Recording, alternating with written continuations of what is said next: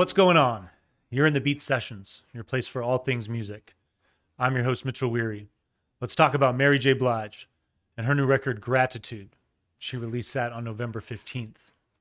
This is the 15th studio album for Mary and her follow up to 2022's Good Morning Gorgeous. Let's take a little trip back to that weekend in February of 2022, where she drops this record on Friday and then 2 days later is performing at the Super Bowl halftime show.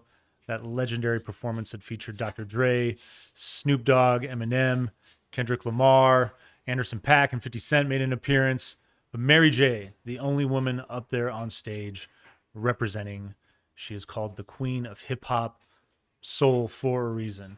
You got to have that last word there because she's always been so much bigger than hip hop. Even her early stuff, What's the 411, My Life, you could tell that her sound, the energy that's there, was always trying to go beyond just being simply hip hop or even simply just being R&B.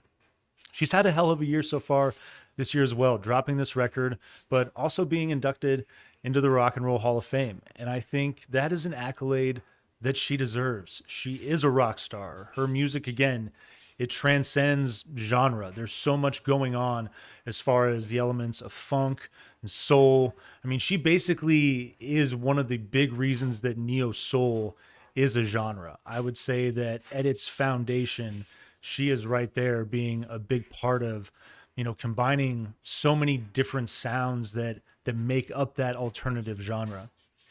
And so this new record is, she came out and said that it's probably going to be her last. And in listening to it and in reading some reviews now, a lot of people saying that it's her kind of in a safe space, doing a familiar thing, call it a victory lap, call it a swan song.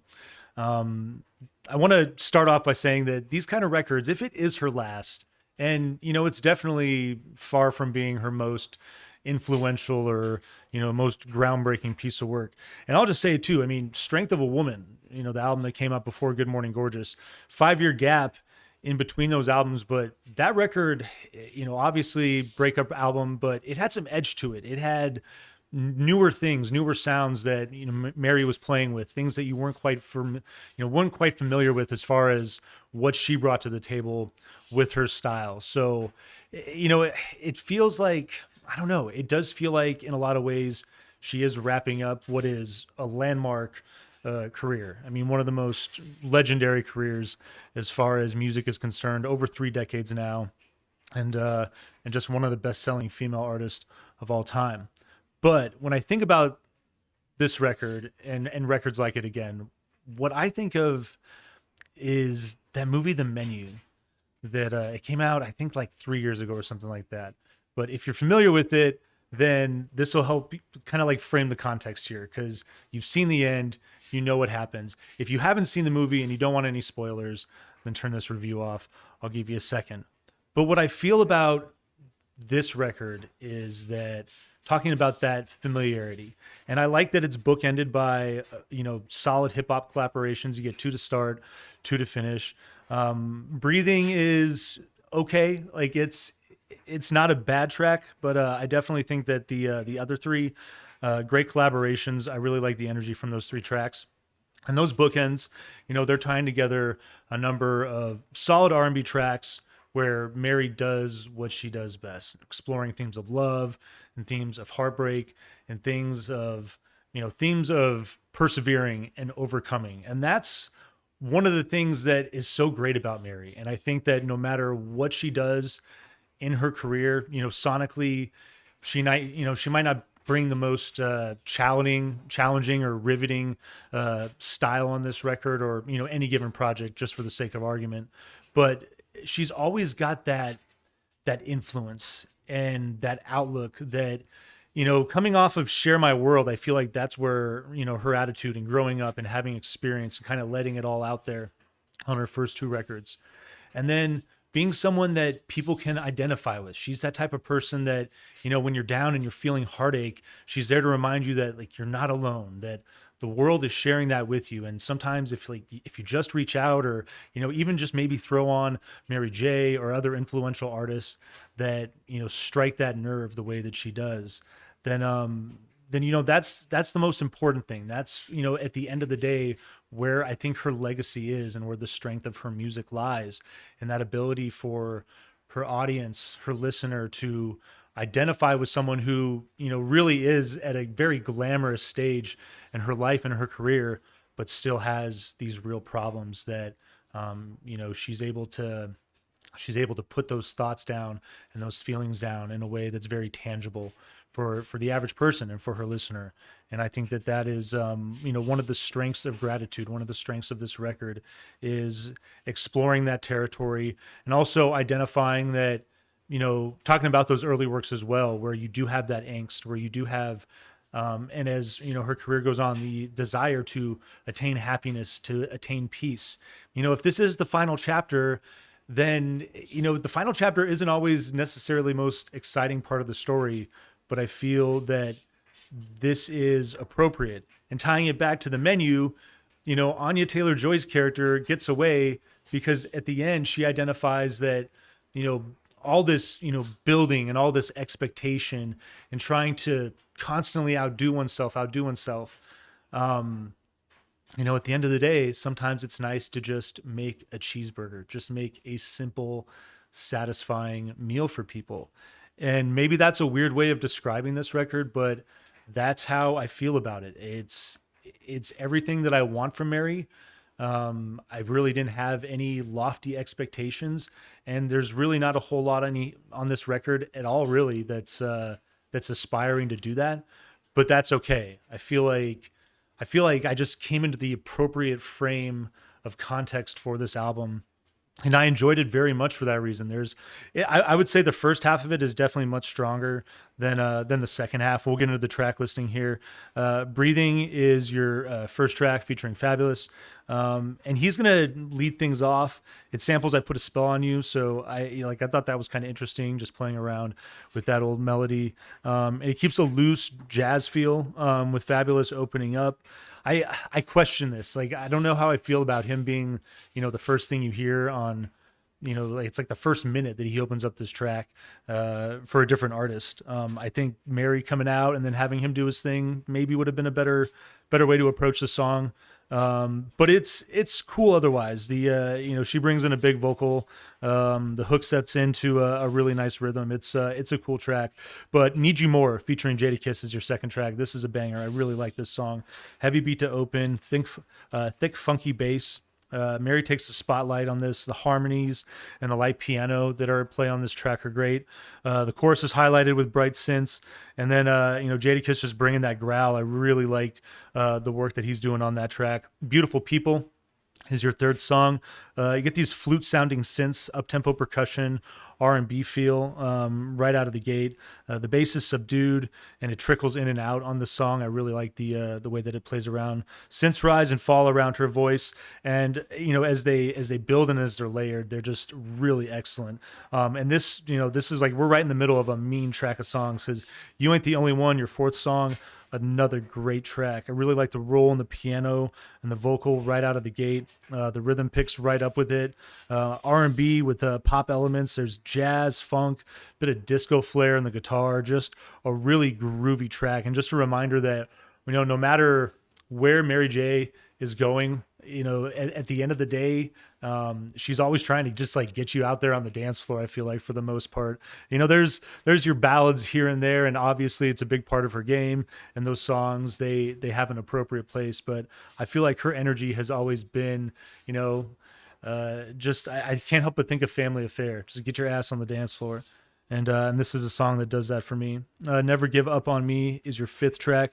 Just solid, funky feel in the drums, and the rhythm frame this minimal track. I like that about this record. There's a lot of moments where the instrumentation doesn't quite fill out. There's like a lot of room for space, allowing her voice to do its thing. And Mary definitely doesn't. Her voice isn't what it was, obviously, 30 years ago, but I think that for the most part, she's handling most of these tracks, most of these melodies really well. And I feel like Never Give Up is just a nice example, along with the following song, Nobody But You, excuse me. of of her voice still being able to handle the compositions that she's putting together. But never give up. I really just like the groove that we get. There's a bit of opulence in the guitars and the synths that come into play there, but they never take over and really never take hold. And I like that balance in there. But Nobody But You, mellow acoustic riff opens this atmospheric classic pop track. I love the feel of R&B that's driving this song, along with a little bit of Latin flair. It definitely feels like some Spanish Latin influence on that song, in a very just unique dynamic. And this is where the album, in my opinion, even with the runtime, like I do like that 41 minutes, 12 tracks. It doesn't, burn up a lot of empty space, I'd say, but I would say that this run of tracks right here, starting with Here I Am, it's a little iffy. This song is going to keep the piano in focus, sparse and twinkly. I thought that her use of space with the vocal melody was unique and fun. The classic pop feel of the track. It's got introspective lyrics about love and personal reflection, but it's just one of those songs that, given her knack and given her inclination to focus on topics like that, the lyrics on this particular song just really like felt a little banal. They didn't feel maybe as unique as some of the other lyrics that she's throwing down on this record. Don't Fuck Up is your 8th track. Slow retro funk roll in the bass. The feel of the percussion is pretty solid. It's another minimal arrangement, so I'm liking that about it. Complementary strings that work in. Piano's going to pick up a little bit on this track, but it's another one that, like, it almost gets there, but I feel like it doesn't quite deliver. And maybe just a little tweak in production, a little more energy.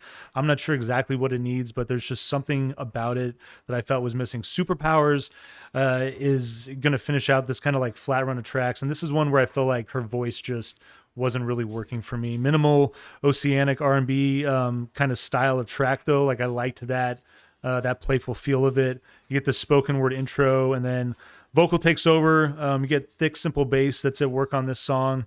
But again, the vocal arrangement, it just wasn't really my favorite. It's one that didn't impress me, unfortunately.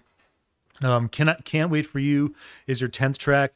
Excellent bass and guitar to open up this. I really like the bass riff in this particular track. I mean, like, in any musical universe, I think any musician would love to have this lick. It is just a highlight for this track, highlight on this album, really, for me. But I love the way that you get this, like retro, sultry, soul style track. And again, hip hop, queen of hip hop soul, that element of neo soul, just taking that root 70s funk soul sound and playing with it and building off of it and adding definitely, so many different styles and textures, whether it is rock and roll influenced, electronic influence.